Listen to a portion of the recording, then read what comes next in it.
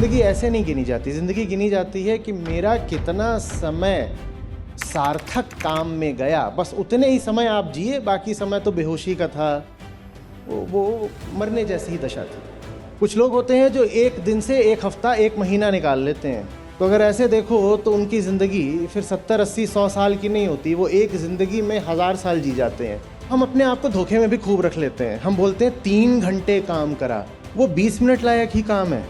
अध्यात्म रोशनी है, उसको कभी नहीं देखा जाता। वो अपने आप में कोई फील्ड नहीं होता है, पर उसकी मौजूदगी में जो कुछ देख रहे होते हैं वो साफ दिखाई देता है। मैनेजमेंट का एक सिद्धांत होता है कि what is important must be measured. मेरा समय सचमुच जाता कहाँ है, और नतीजा आपको चौंका देगा। 24 घंटे कम नहीं पड़ते हैं।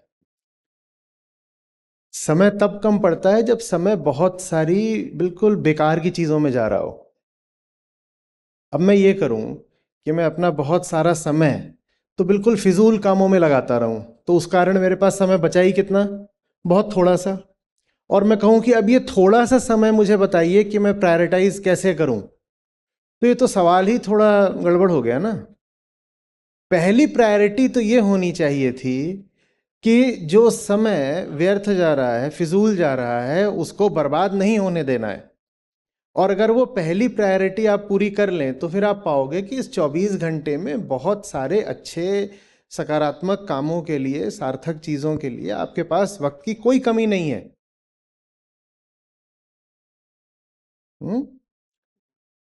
बहुत होते हैं 24 घंटे। और अगर हम बिल्कुल निष्पक्ष होकर के देखें तो पता ये चलता है कि हम सब साधारण लोग, आम आदमी, हम अपने 24 घंटों में जो हमें फिर सोने और दिन भर के साधारण कामों के अलावा मान लो आपको 14 घंटे मिलते हैं, इन 14 घंटों में से हम 4 घंटे से ज़्यादा का सही इस्तेमाल नहीं करते हैं।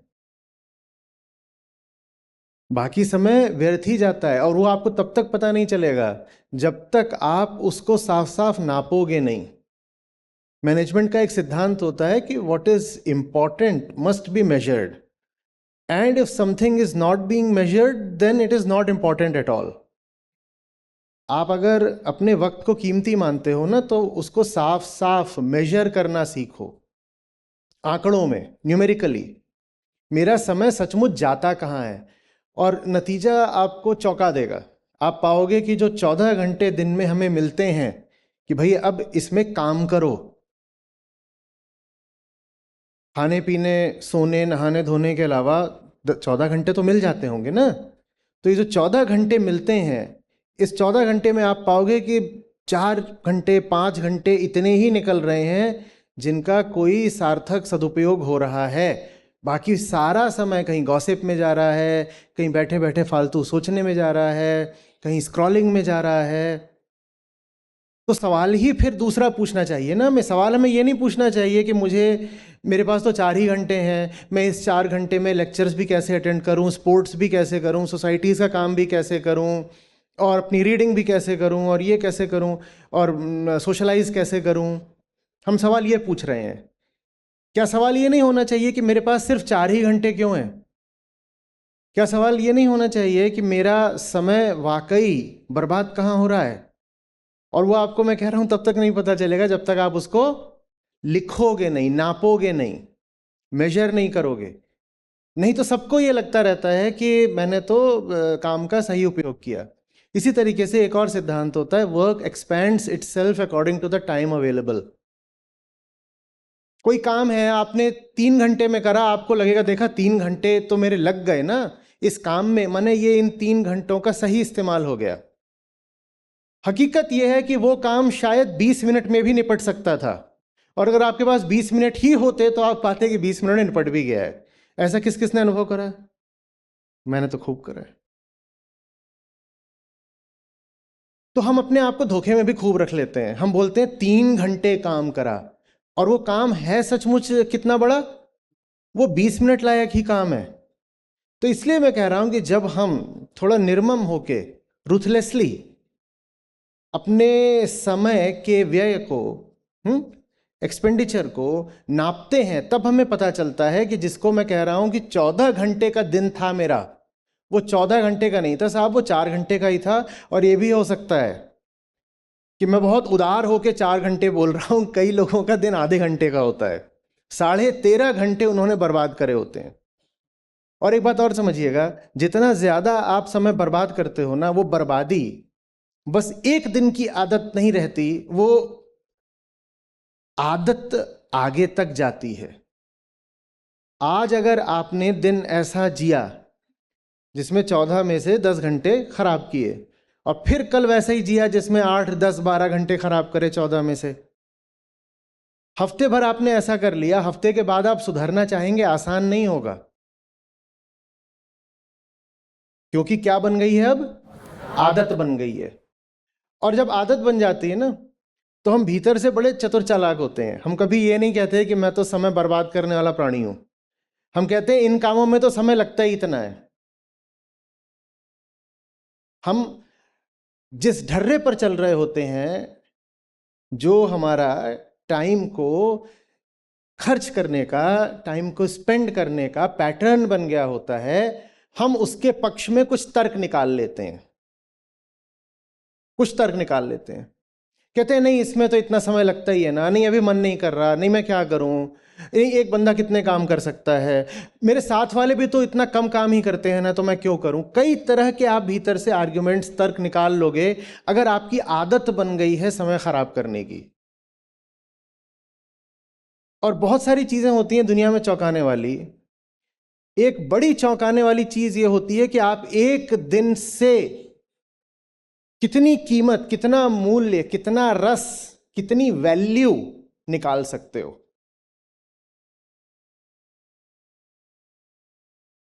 कुछ लोग होते हैं जो एक दिन से एक हफ्ता, एक महीना निकाल लेते हैं। तो अगर ऐसे देखो तो उनकी जिंदगी फिर 70, 80, 100 साल की नहीं होती, वो एक जिंदगी में 1000 साल जी जाते हैं। नहीं तो कोई जिंदगी पूरी तरह सोते सोते भी काट सकता है, उसके भी तो 100 साल बीत ही जाएंगे ना। ऐसा हो सकता है कि नहीं, कि कोई 100 साल जिया लेकिन 100 में से 90 साल सिर्फ सो रहा था? हो सकता है कि नहीं हो सकता है? जिंदगी ऐसे नहीं गिनी जाती। जिंदगी गिनी जाती है कि मेरा कितना समय सार्थक काम में गया। बस उतने ही समय आप जिए, बाकी समय तो बेहोशी का था, वो मरने जैसी ही दशा थी। बैठो बैठो। और फिर कुछ समय बाद जब आप देखोगे कि अरे समय तो थोड़ा ही था, 1 महीना, 2 महीना, 3 महीना ही था, इसमें मैंने क्या क्या कर लिया, तो आपको खुद अचरज होगा कि ये कैसे हो सकता है, ये कैसे हो सकता है, ये कैसे हो सकता है।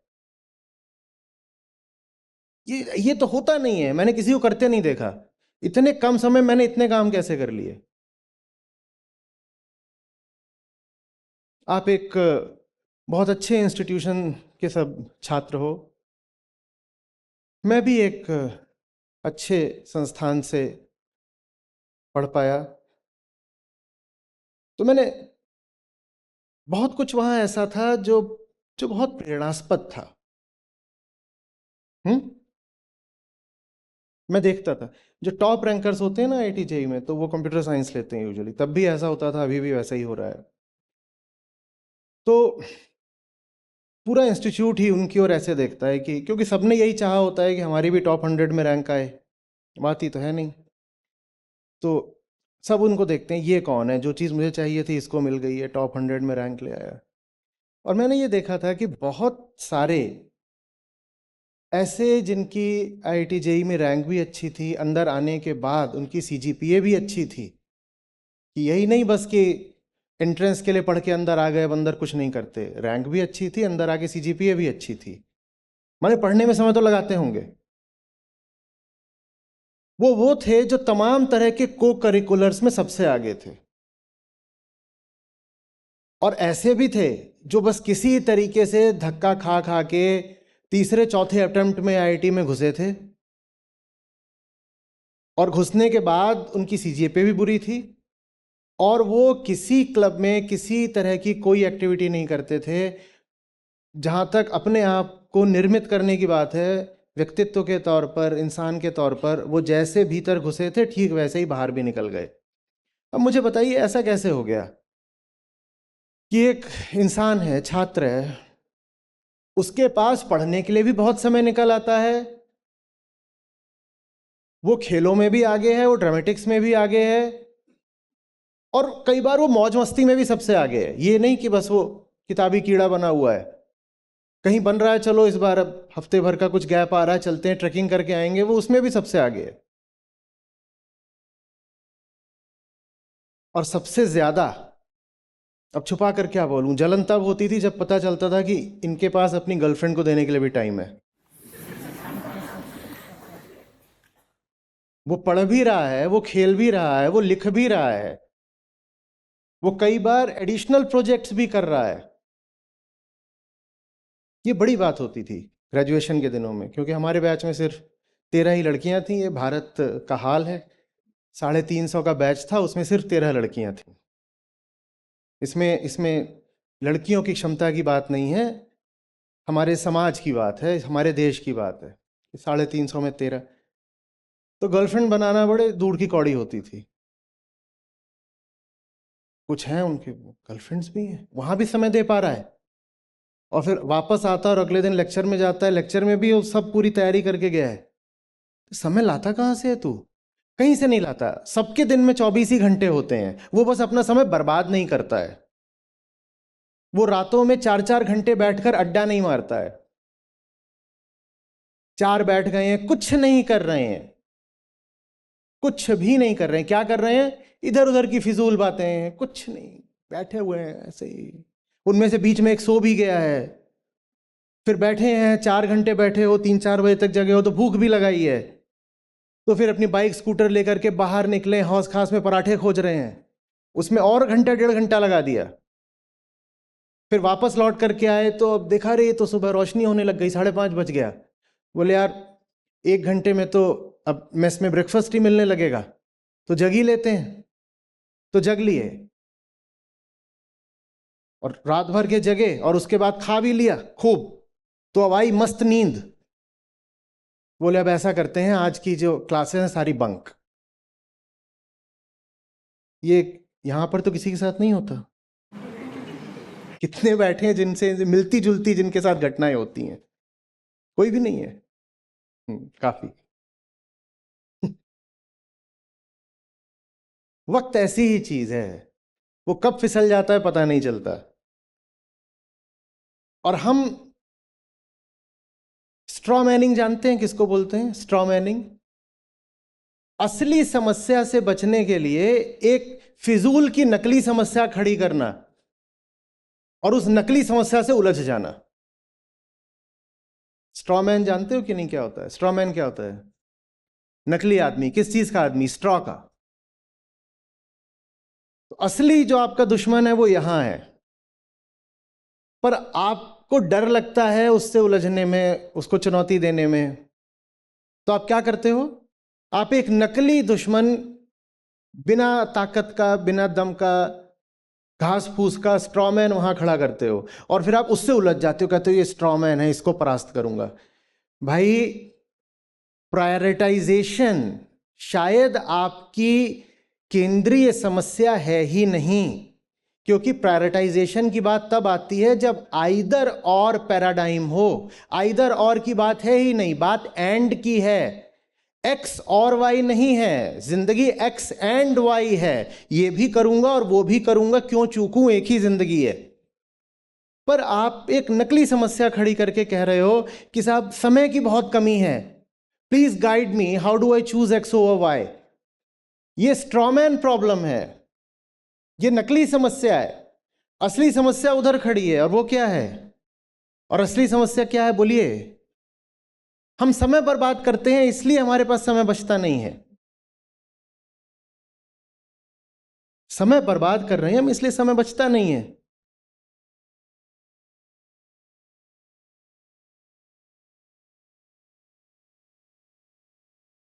समझ में आ रही है बात? ये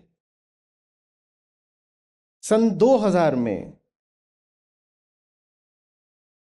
नवंबर के महीने में मैंने सिविल सर्विसेज का मेंस एग्जाम लिखा है, और दिसंबर में कैट का लिखा है एग्जाम। 99 में पास आउट हुआ था, अगले साल ये एग्जाम। और ये दोनों ही क्लियर हो गए। और मानना मेरा भी यही था कि कोई इंसान अगर कई अटेम्प्ट्स लगा के इन दोनों में से किसी एक को भी क्लियर कर ले तो बड़ी बात होती है। एक साथ दोनों कैसे क्लियर हो गए? इतना समय कहां से आ गया पढ़ने का? कहीं से नहीं आ गया, उतना ही समय था। बस ऐसा कुछ था नहीं जिंदगी में कि जिस पर मुझे लगे कि समय व्यर्थ करना है। और अब पीछे मुड़कर देखता हूं तो मुझे ही लगता है तो बड़ी अजीब बात है। एक ही साल में, एक ही महीने के अंतराल में आप सिविल सर्विसेज और कैट दोनों को कैसे हो सकता है? हो सकता है भाई, हो सकता है, एकदम हो सकता है।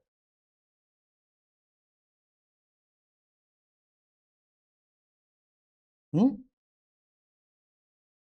कभी भी अपने आप को ये सामने पांच चीजें दिखे तो ये मत बोला करो कि क्या चुनूं क्या ना चुनूं। पर हाँ, अगर अपना दिन 4 घंटे का ही रखोगे तो कुछ चीजों से हाथ धोना पड़ेगा। जब भी कुछ दिखाई दे कि कीमती है पर उसके लिए समय नहीं है, तो ये मत करो कि किसी दूसरी कीमती चीज से समय काटो। बस ये नापो कि समय बर्बाद कहां जाता है और उसको काट दो।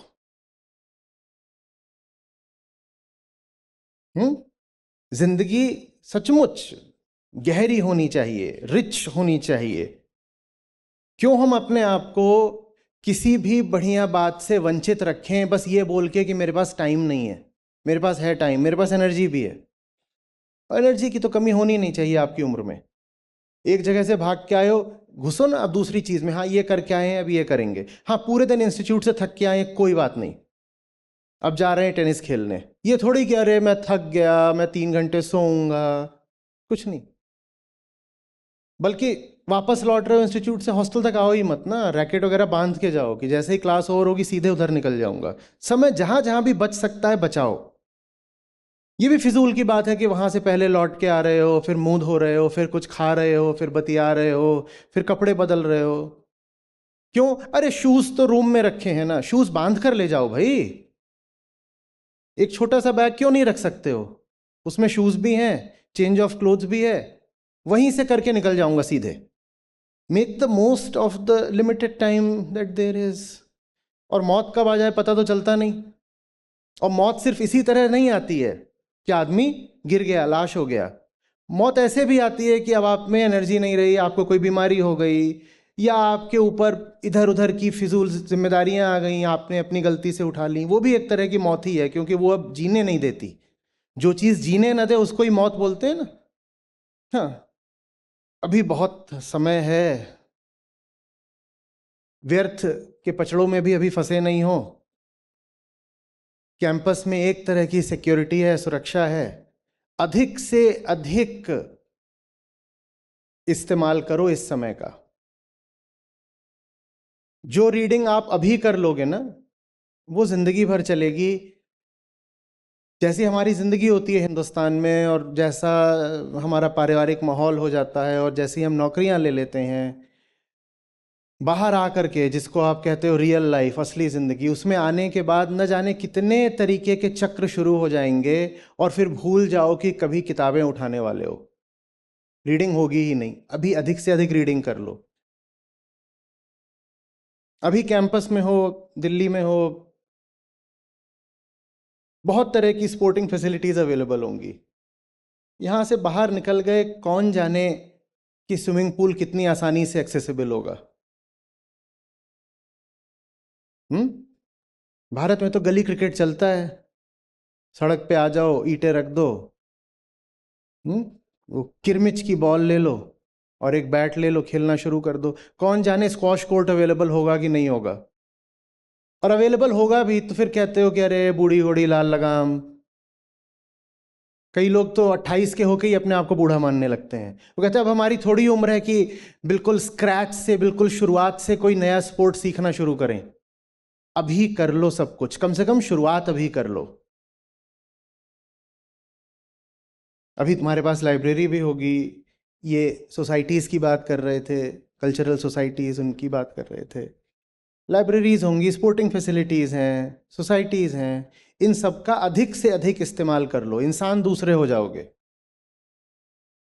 और ये गपबाजी, अपने ही जैसों का झुंड बना लेना और उसी में चलना, ये गलती कभी मत करना, कभी कभी कभी मत करना, बिल्कुल मत करना। कि हम जैसे हैं, अपने ही जैसों का 4-5 लोगों का एक झुंड बना लिया है और ये 4-5 अपने में ही अपना पड़े रहते हैं, ये मत करना कभी भी।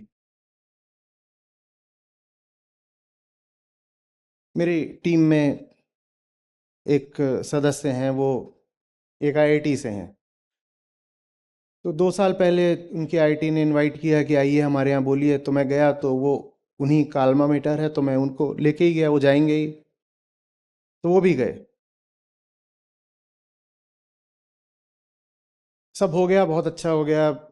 दिन में सेशन हुआ, रात में स्टूडेंट से अलग से बातचीत हुई, इनफॉर्मल, लंबा 5-6 घंटे तक बात होती रही। 12 बज गए।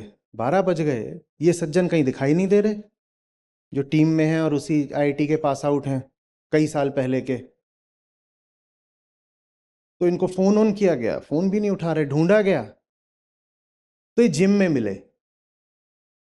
जिम में मिले, मैंने कहा कर रहे हैं, तो जिमिंग जिमिंग करके आए। मैंने पूछा क्या हो गया?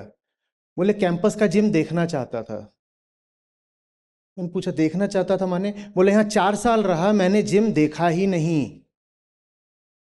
मैं यहाँ 4 साल रहा, मैंने जिम देखा ही नहीं। जब मैं आपके पास आया और आपने इन चीज़ों पर बहुत जोर डाला कि खेलो, जिमिंग करो, रीडिंग करो, इसके बिना नहीं, तो तब जा कर के मैंने जिमिंग शुरू करी। अब यहाँ पर वापस आया हूँ तो मैं देखने आया हूँ कि मेरे ही इंस्टीट्यूट का जिम था कैसा, और बहुत अच्छा था। बस एक पछतावा रह जाएगा कि साल थे, अपॉर्चुनिटी थी और मौका हाथ से जाने दिया।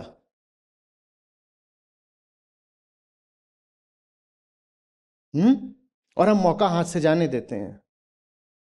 जिन सज्जन की मैं बात कर रहा हूं, उन्होंने क्या करा था? उन्हीं की ज़बानी, उन्होंने अपनी ही तरह के लोगों का एक ग्रुप बना रखा था और वो लोग आपस में रहते थे। और ये किस तरह के थे? बोले हम ऐसे थे जो ऐसे ही अपना रहते थे, पढ़ाई लिखाई में भी बहुत ज़्यादा ध्यान नहीं देते थे, लेकिन फेल नहीं होते थे, पास भी हो जाते थे, एवरेज किस्म के नंबर आते थे, तो हम कूल जैसा रहते थे, अपना इधर उधर घूमते रहते थे। हम चारों पांचों लोग ही दुबले पतले थे, कोई भी किसी स्पोर्ट्स में भी नहीं था, जिमिंग भी कोई नहीं करता था, कुछ नहीं था, तो आपस में अपना रहते थे। आपस में रहोगे तो तुमसे बेहतर कौन है और तुमसे बेहतर जिंदगी कैसे जी जा सकती है, तुम्हें पता भी कैसे चलेगा, ये बताओ। और जो भीतरी हमारी माया है, अहंकार, उसकी ये चाल देख रहे हो? वो दोस्ती ही ऐसों से करना चाहता है जो अपने ही तरह के हो, क्योंकि किसी और के साथ हो गए तो तकलीफ हो जाएगी, बदलना पड़ेगा। किसी और के साथ हो गए तो जिसके साथ हो जाओगे वो एक चुनौती की तरह हो जाएगा, क्योंकि वो तो कहेगा मैं अब ये करने जा रहा हूं, मैं अब वो करने जा रहा हूं, और आप ना कुछ करते हो, ना आपको कुछ आता है, ना आप कुछ करना सीखना चाहते हो, तो ये तो बड़ी चुनौती खड़ी हो जाएगी। तो हम अपना एक भीतरी कंफर्ट जोन ही नहीं बनाते हैं, हम एक बाहरी कंफर्ट जोन भी बना लेते हैं, अपने ही जैसों का एक गैंग बना के। और ये कॉलेज में खूब होता है, ये मत होने देना। जो तुम्हारे ही जैसा है वो तुम्हारी मदद नहीं कर सकता, जो तुम्हारे ही जैसा है वो तुम्हारे लिए प्रेरणा, इंस्पिरेशन नहीं बन सकता।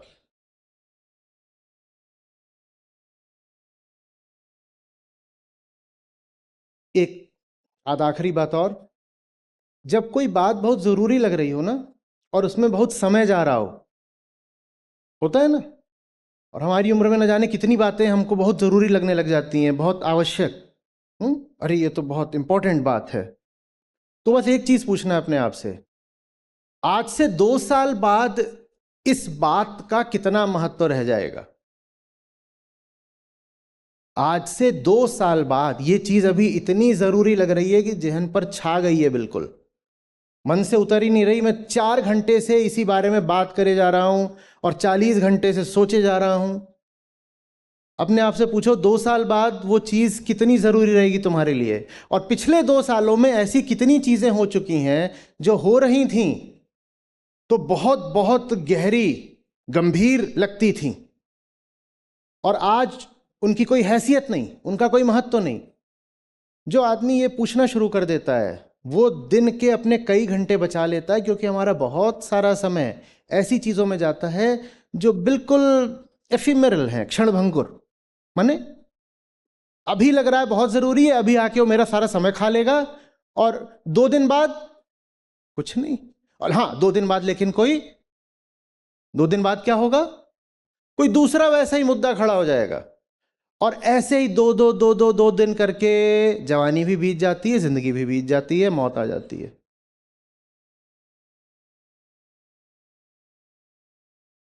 आपको खुशी होगी इस नाते जो हमारी अपनी ऐप है जिसमें हमारे गीता और बाकी सब कार्यक्रम चलते हैं, यहाँ पर बुद्ध हैं, गीता है, उपनिषद हैं, अष्टावक्र हैं। ये मुझे मिले, मेरी ज़िंदगी बदली, ये तुम्हें मिलेंगे, तुम्हारी ज़िंदगी भी बदलेगी। सच पूछिए तो मतलब लाखों नहीं तो कम से कम हज़ारों ज़िंदगियाँ तो हैं जो बिल्कुल बदली हैं।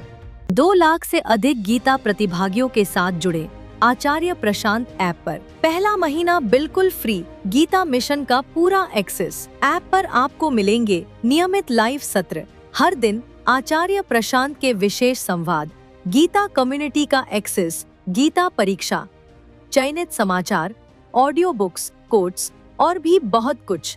गूगल प्ले स्टोर या एप्पल ऐप स्टोर पर आचार्य प्रशांत सर्च करें और अभी डाउनलोड करें।